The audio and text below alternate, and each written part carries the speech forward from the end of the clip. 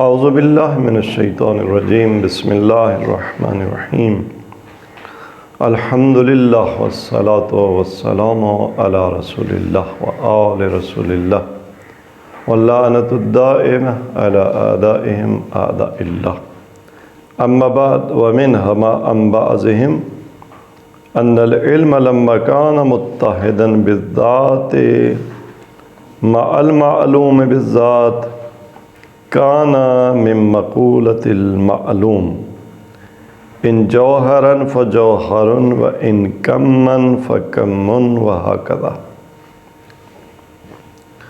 بحث ہماری وجود ذہنی میں چل رہی تھی۔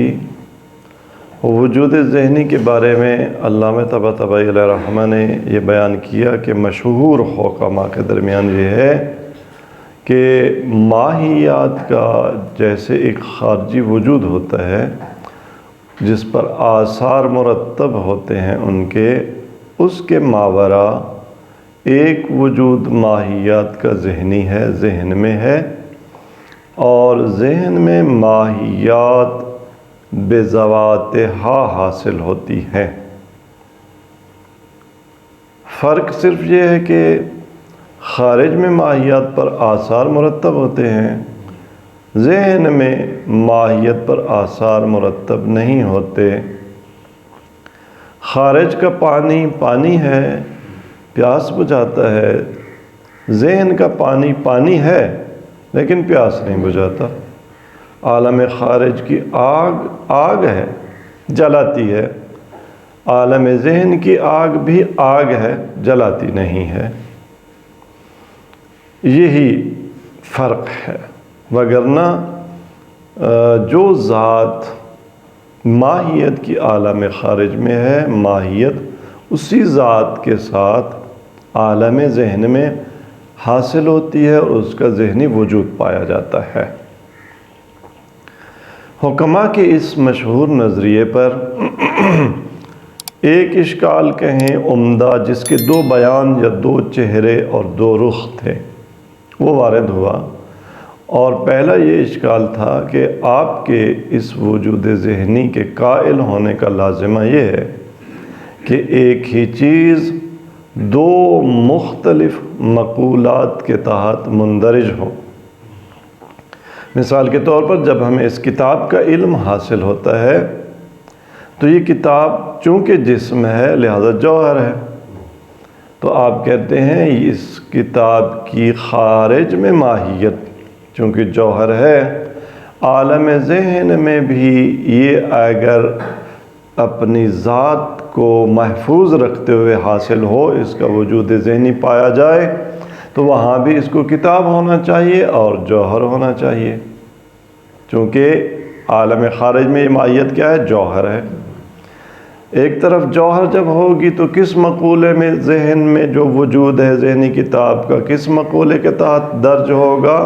جوہر کے تحت۔ دوسری طرف یہی کتاب، اس کا وجود ذہنی چونکہ علم ہے، علم انسان کے نفس کی ایک کیفیت ہے، تو علم مقولہ کیف سے ہے، اور کیف ظاہر ہے عرضی مقولات میں سے 9 مقولات میں سے ایک مقولہ ہے، تو وہی ذہنی وجود مقولہ کیف کے تحت بھی درج ہوگا۔ یہ نہیں ہو سکتا کیونکہ مقولات میں آپس میں تباین ہے، دو متباین چیزیں جیسے اسم اور فعل ایک لسٹ میں نہیں آ سکتے، چونکہ آپس میں قسیم ہیں اور کلمے کی قسمیں ہیں اور متباین ہیں۔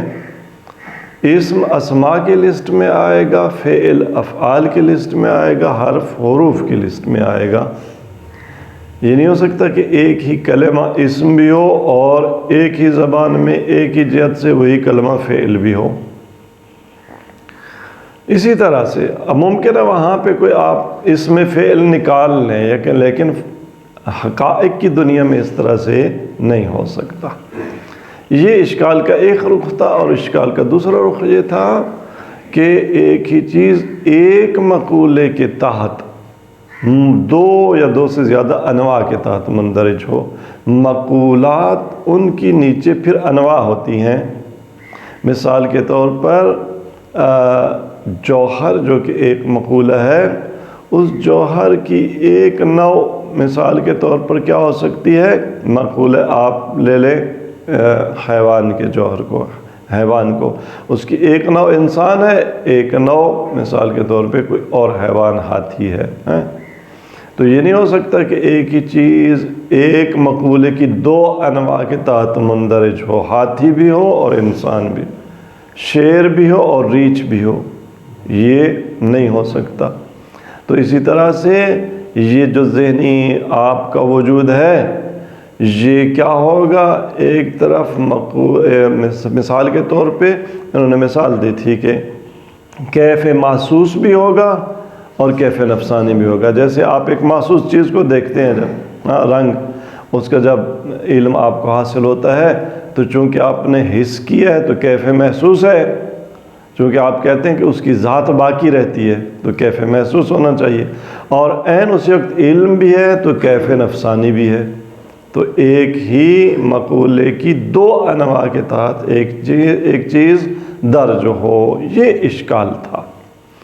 اس اشکال کے جواب میں بعض نے جواب دیا ہے جو آج بیان ہوا عبارت میں، اور وہ جواب یہ ہے، ان کا کہنا ہے کہ دیکھیں علم کی حقیقت کیا ہے۔ ہم فلسفے میں ایک باب ہے اتحاد عالم و معلوم و علم، اتحاد علم عالم معلوم۔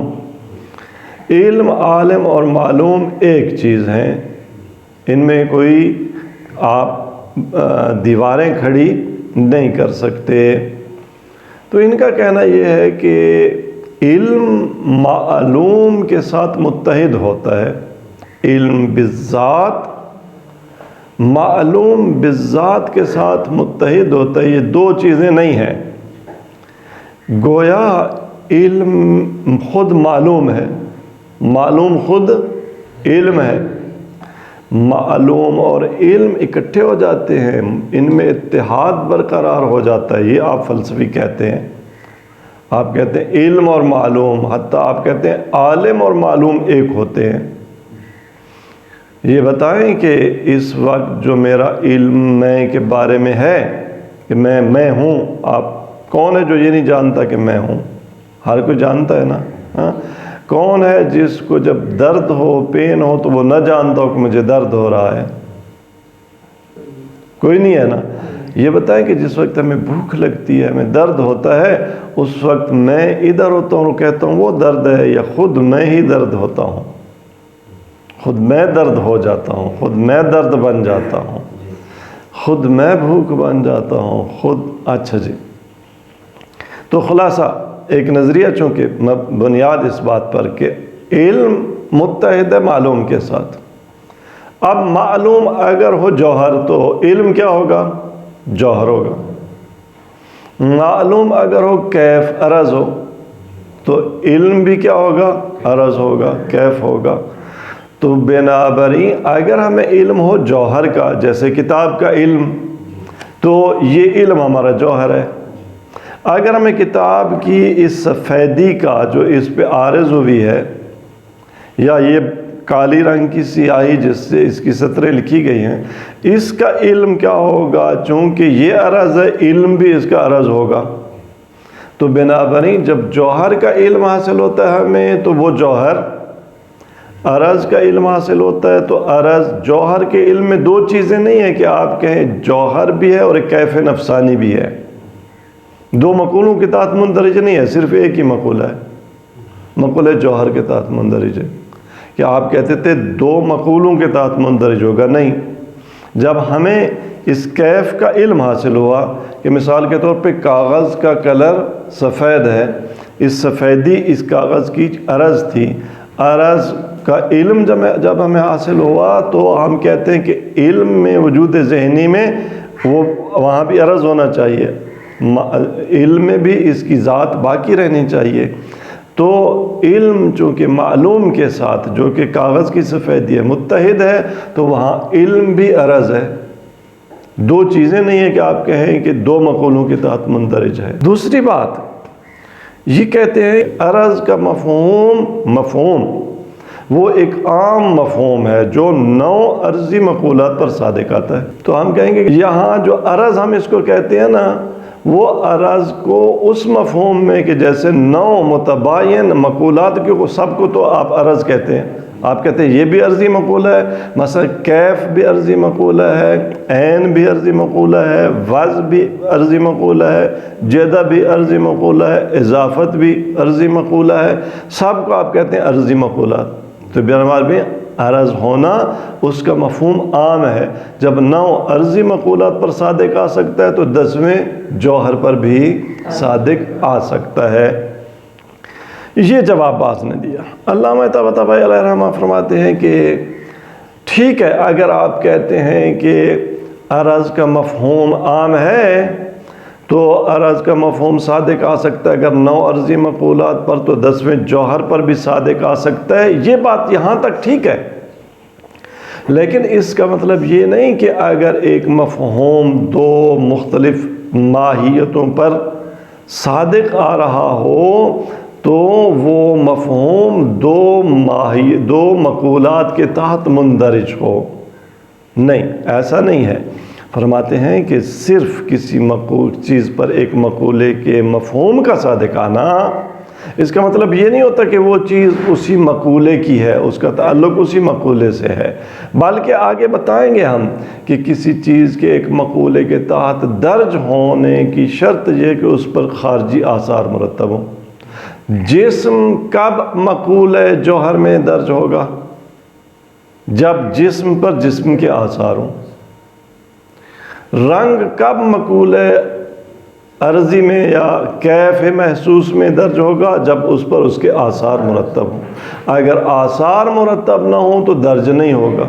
لہذا عرض کا جو مفہوم عام ہے، جو کہتے ہیں آپ 9 مقولات پر صادق آتا ہے، اس مفہوم پر کسی ایک مقولے کے بھی خارجی آثار مرتب نہیں ہوتے، وہ ایک عام مفہوم ہے۔ صرف ایک مفہوم کا صادق آنا کسی چیز پر اس بات کا موجب نہیں بنتا کہ وہ چیز اس مقولے کے تحت مندرج ہے۔ یہ پہلا اشکال۔ دوسرا فرماتے ہیں کہ آپ نے کہا کہ علم معلوم کے ساتھ کیا ہے؟ متحد ہے۔ علم بالذات معلوم بالذات کے ساتھ متحد ہے۔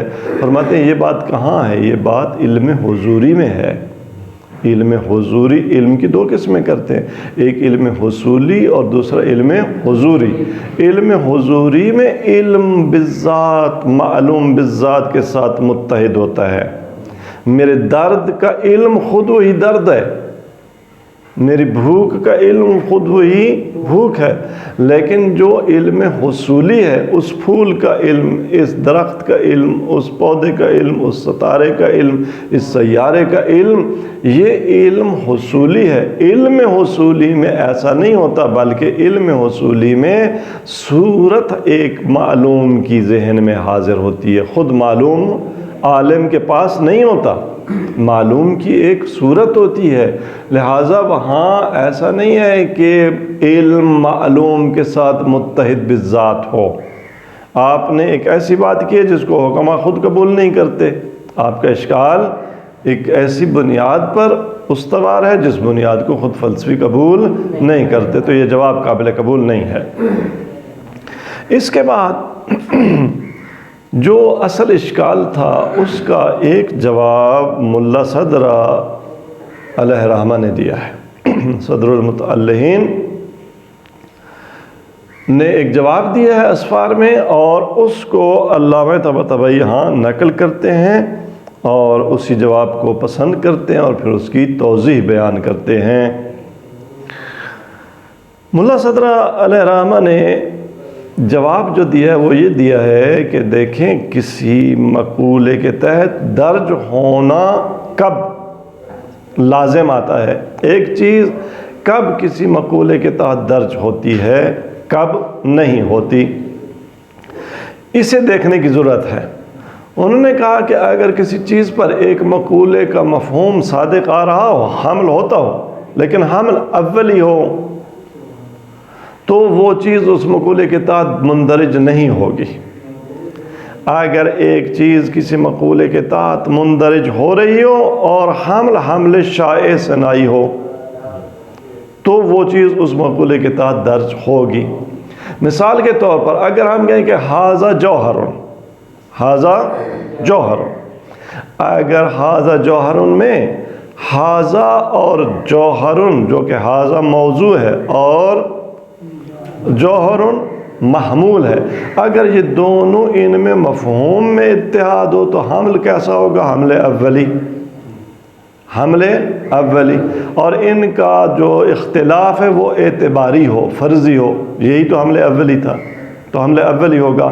لہٰذا اگر ہم حمل اولی میں کہہ رہے ہوں کہ حاضہ جوہرن، حاضہ جوہرن، تو اس کا مطلب یہ نہیں ہوگا کہ واقعاً حاضہ جوہر کے مقولے کے تحت مندرج ہے، لیکن اگر حمل ہو حمل شائع ثنائی اور پھر ہم کہہ رہے ہوں کہ حاضہ جوہرن، حاضہ جوہرن حمل شائع میں کیا ہوتا ہے؟ مفہوم میں اختلاف ہوتا ہے، یہ اور چیز ہو، حاضہ سے ہماری مراد کیا ہو؟ جسم ہو، یعنی حاضل جسم ہو، حاضل جسم و جوہرن۔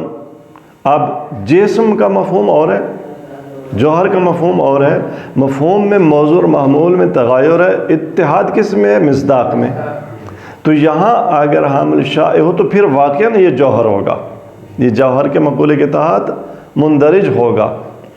ایک اور مثال لیتے ہیں، اگر اس دیوار پہ شیر کی تصویر بنی ہوئی ہو، ہم اس کی طرف اشارہ کریں اور ہم کہیں حاضہ اسد، حاضہ اسد، تو سوال واقعاً یہ شیر کی تصویر جنگل کا شیر ہوگا؟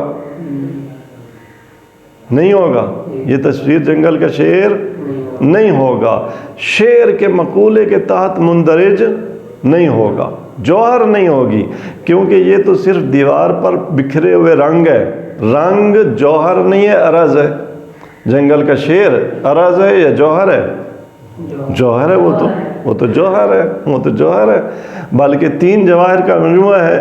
ہاں، صورت مادہ مل کے کیا بنتے ہیں؟ جسم بن جاتے ہیں۔ جسم بھی ہے اس میں، صورت بھی ہے اس میں، مادہ بھی ہے، ٹھیک ہے جی۔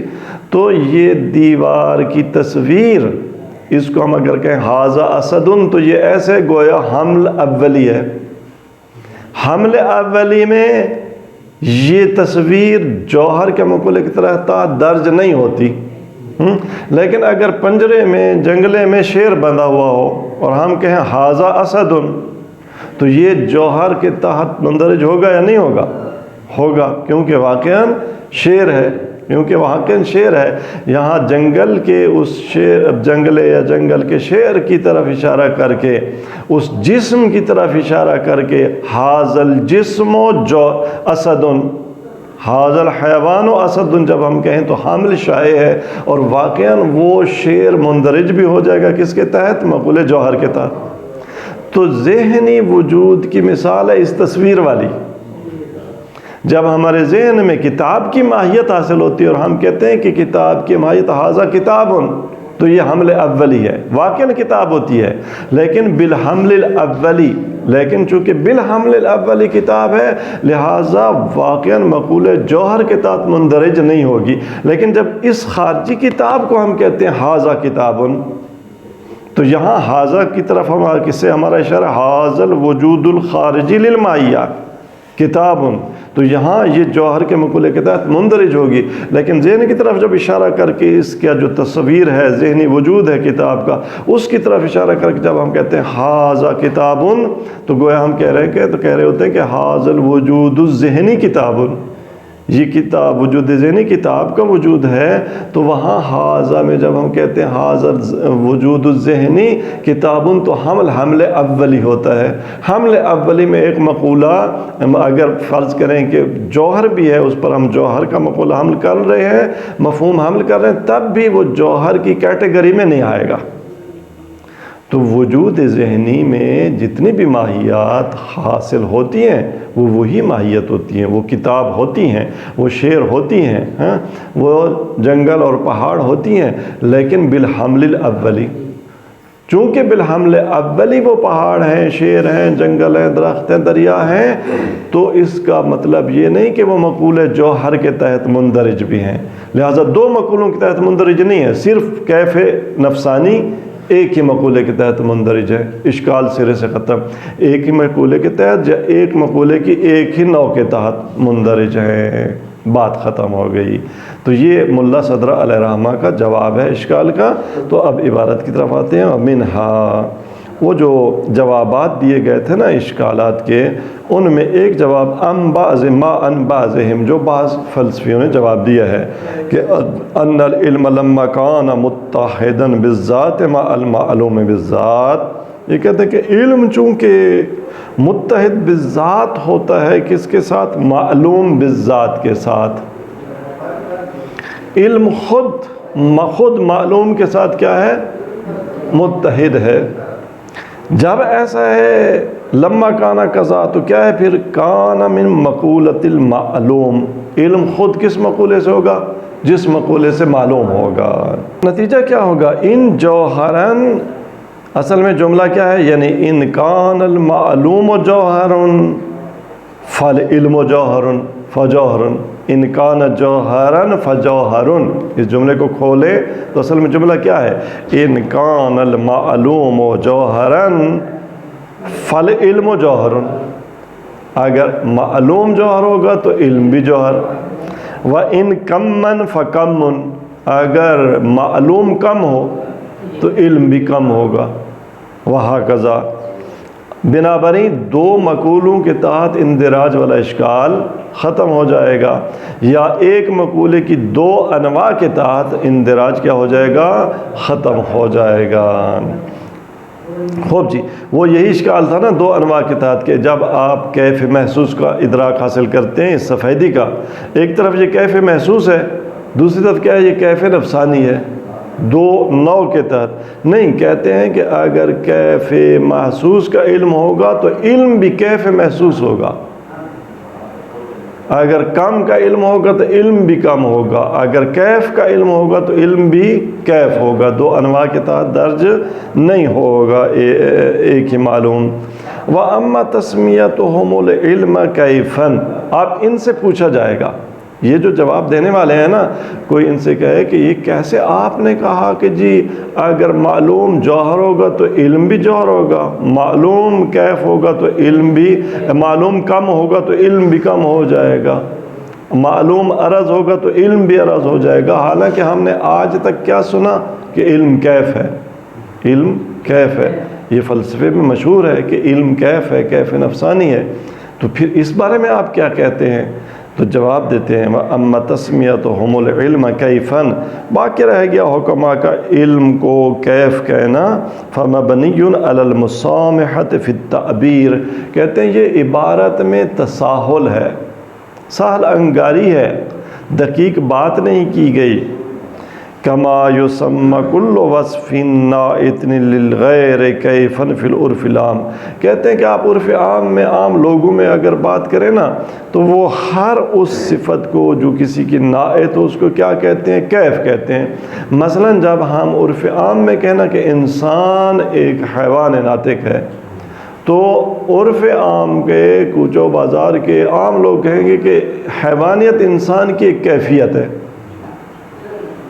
حیوانیت انسان کی ایک کیفیت ہے، اس کو کیف کہیں گے۔ حالانکہ کیف او معنی، جس معنی میں فلسفے میں کیف ایک عرضی مقولہ ہے، اس معنی میں تو کیف نہیں ہے۔ تو کہتے ہیں جیسے عام کوچو بازار کے عوام ایک عام بات، ہر صفت کو کیف کہہ دیتے ہیں، ہر چیز جو دوسری کی کوئی نوعیت، وصفیت، اس کی حالت، سٹیٹس بیان کرتی ہے، اس کو کیف کہہ دیتے ہیں۔ تو یہاں فلسفیوں نے بھی ایسے ہی کہہ دیا ہے۔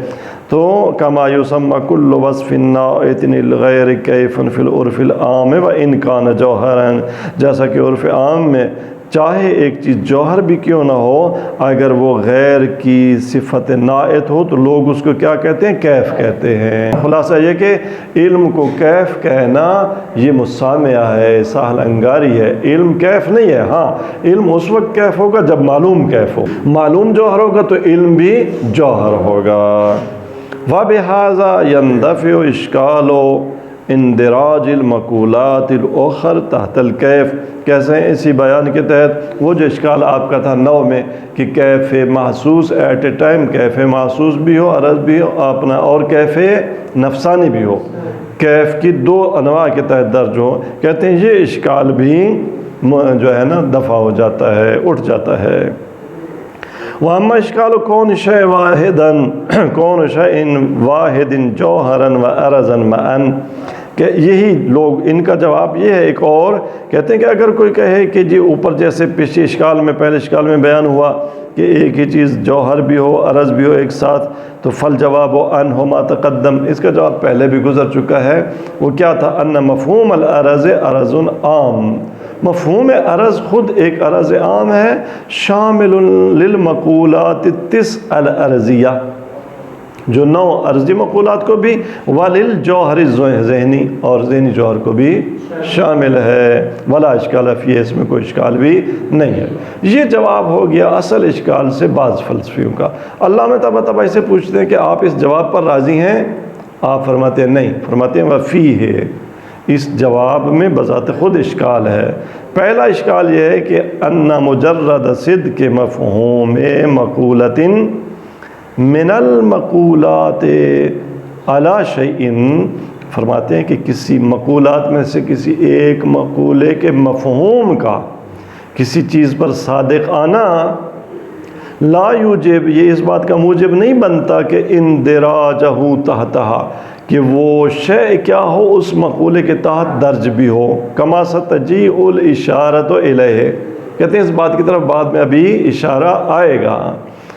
دوسرا اشکال اس جواب میں یہ ہے علی ان کلامہم صریح، اور دوسری بات یہ ہے کہ یہ ان کا کہنا کہ جی علم بالذات، معلوم بالذات کے ساتھ متحد ہوتا ہے، انہوں نے حکماء کے اس کلام کی طرف توجہ نہیں کی جس میں وہ بڑی صراحت کے ساتھ کیا کہتے ہیں کہ کون العلم الحصولی کیفا نفسانیہ، سب نے کہا ہے کہ علم حصولی کیف نفسانی ہے، اور کس کے تحت داخل ہے؟ داخلاً تحت مقولۃ الکیف حقیقتاً، واقعاً وہ کس مقولے کے تحت درج ہے؟ کیف کے تحت، من غیر مسامحۃ، کوئی حکماء نے اس میں تسامح اور سہل انگاری نہیں کی ہے۔ خواہ آپ کہہ رہے ہیں جی کہ حکماء نے سہل انگاری کی ہے اور علم کو جو انہوں نے کیا کہا کہہ دیا کہ کیف کہہ دیا، ایسا نہیں ہے، واقعاً علم کیف ہے لیکن علم حصولی کیف ہے۔ خوب، یہ جواب اصل اشکال کا، اس میں بھی اشکال آ گیا، تو اب پہنچے ہیں صاحب کتاب ملا صدرہ کے جواب پر، صدر الدین ملا صدرہ، وما ذکرہ ومنہا ما ذکرہ صدر المتعلقین رحمہ اللہ فی کتب، صدر المتعلقین نے اپنی کتابوں میں ایک جواب دیا ہے، وَهُوَ الْفَرْقُ فِي إِيجَابِ الْإِنْدِرَاجِ بَيْنَ الْحَمْلِ الْأَوَّلِ وَبَيْنَ الْحَمْلِ الشَّائِعِ، وہ جواب یہ ہے کہ فرق ہے درج ہونے میں، اندراج میں، حمل اولی اور حمل شائع میں۔ حمل اولی آیا اندراج کا موجب بنتا ہے یا حمل شائع اندراج کا موجب بنتا ہے؟ ان میں فرق ہے، حمل اولی اور حمل شائع میں کیا فرق ہے؟ فرماتے ہیں فَالثَّانِي یوجبہ، دوسرا حمل کیا تھا؟ شائع، یوجبہ یعنی یوجب الاندراج، حمل شائع تو اندراج کا موجب بنتا ہے، اگر ایک محمول ایک موضوع پر بحمل شائع حمل ہو تو یقیناً ایسے حمل میں وہ حمل موجب بنتا ہے کہ یہ موضوع ایک مقولے کے تحت مندرج ہو جائے، اسی مقولے کے تحت جس سے معمول ہے، دون الاول، لیکن اگر حمل پہلا ہو، حمل اولی ہو، تو اس میں موجب نہیں بنتا۔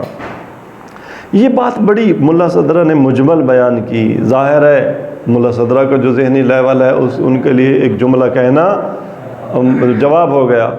علامہ طباطبائی نے بھی سمجھ لیا جواب کو، ہم آپ نے نہیں سمجھا، ہمیں ابھی تک صحیح سمجھ نہیں آئی کہ ملا صدرہ کیا کہنا چاہتے ہیں۔ تو علامہ فرماتے ہیں بیان و ذالک، میں بتاتا ہوں کہ ملا صدرہ کیا کہنا چاہتے ہیں۔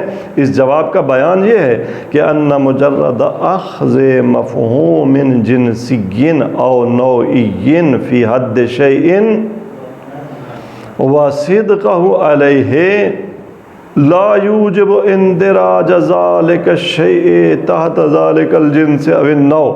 فرماتے ہیں دیکھیں کسی جنسی یا نوعی مفہوم کا کسی شے کی تعریف میں اخذ ہونا، شامل ہونا، اور اس مفہوم کا اس چیز پر صادق آنا، لا یوجب یہ موجب نہیں بنتا کہ وہ چیز اس جنس اور اس نوع کے تحت درج بھی ہو جائے. توجہ، پھر مثال کی طرف جاتے ہیں عبارت کی تطبیق میں. یہاں تصویر بنی ہوئی ہے یا انسان کی تصویر بنی ہوئی ہے. آپ نے مجھ سے پوچھا ما ھذا، میں نے کہا کہ ھذا حیوان ناطق، ھذا حیوان ناطق. انسان کی تصویر کی طرف اشارہ کر کے میں نے کہا کہ یہ حیوان ناطق ہے. تو میں نے ھذا کی تعریف میں، یا ھذا التمثال ہو یہ تصویر، اس کی میں تعریف کر رہا تھا نا. آپ نے پوچھا ما ھذا، میں اس کی تعریف ڈیفائن کر رہا تھا، اور میں نے کہا کہ ھذا حیوان ناطق. اس ھذا کی تعریف میں نے حیوان کو لے آیا جو جنسی مفہوم ہے. حیوان جنس ہے نا، جنس ہے.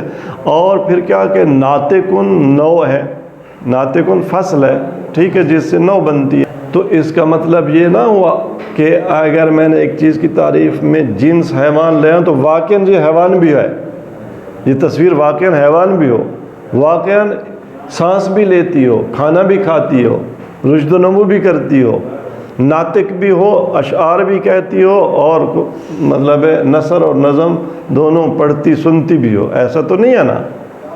ایک چیز کی تعریف میں ایک جنسی مفہوم کو لے آنا، ایک نوعی مفہوم کو لے آنا، یا اس پر اس جنسی مفہوم کا صادق آنا. اس شیر کی تصویر کی طرف اشارہ کر کے ہم کہہ بھی سکتے ہیں کہ ھذا حیوان، کہہ سکتے ہیں نا کہ ھذا حیوان. حیوان اس پر صادق بھی آ سکتا ہے، لیکن واقعاً وہ حیوان کے مقولے کے تحت مندرج ہو گیا نہیں. درج کب ہوگا بعد میں بتاتے ہیں.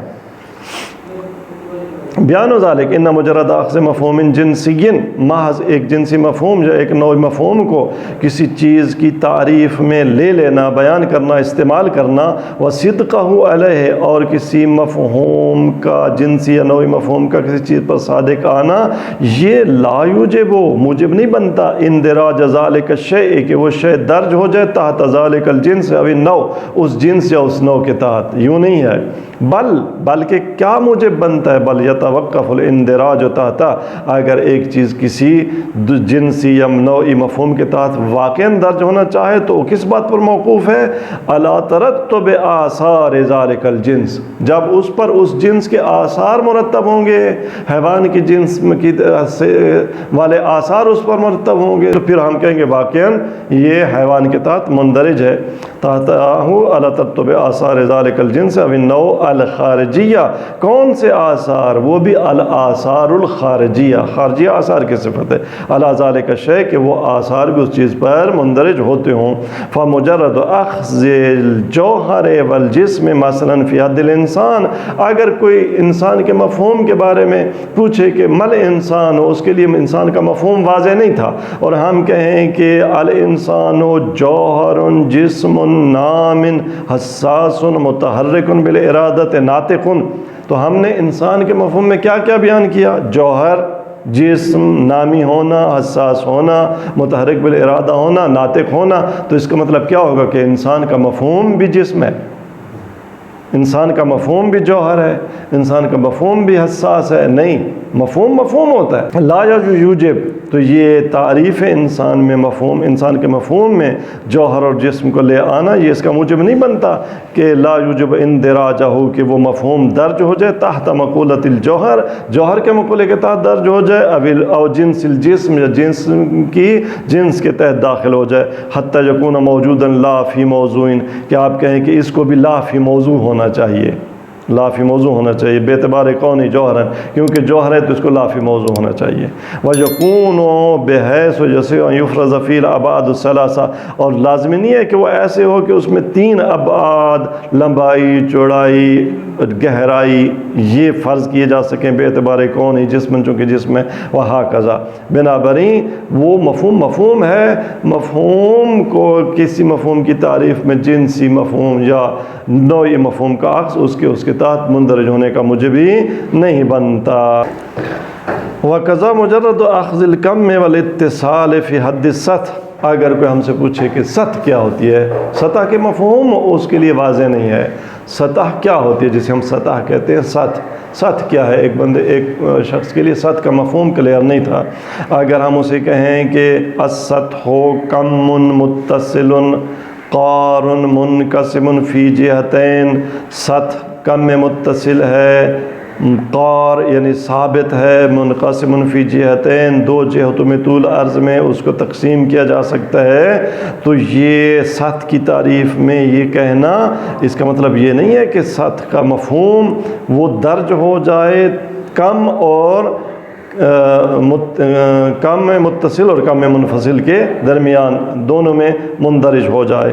لا یوجب اندراج تحت الکم میں والمتصل مثلا، کہ وہ کم کے تحت بھی درج ہو، ظاہر ہے کم کے تحت جب درج ہوگا تو اس میں منفصل اور متصل دونوں آئیں گے، یا منفصل مراد ہے والمتصل مثلا حتی یکون قابلا للانقسام بذاتہ، کہ وہ پھر قابل انقسام بھی ہو، خود بذات خود قابل انقسام ہو، من جہت انہ کم، کیونکہ کم ہے تو کم تو تقسیم ہوتا ہے، ومشتملا علی الفصل المشترک من جہت انہ متصل، اور چونکہ کم میں متصل ہے تو ایک فصل مشترک پر بھی مشتمل ہو، وہکذا ولو کان مجرد صدق مفہوم شیء موجبا للاندراج، اگر کسی شے پر ایک مفہوم کا صادق آنا اس شے کے اس جس مقولے کا مفہوم ہے اس مقولے کے تحت مندرج ہونے کا موجب ہوتا، تو لکان کل مفہوم کلی فردا لنفسہ، تو ہر مفہوم کلی اپنے نفس کا فرد ہوتا۔ وصلی اللہ علیہ سیدنا و نبینا محمد وعلی اہل بیت الاطہار۔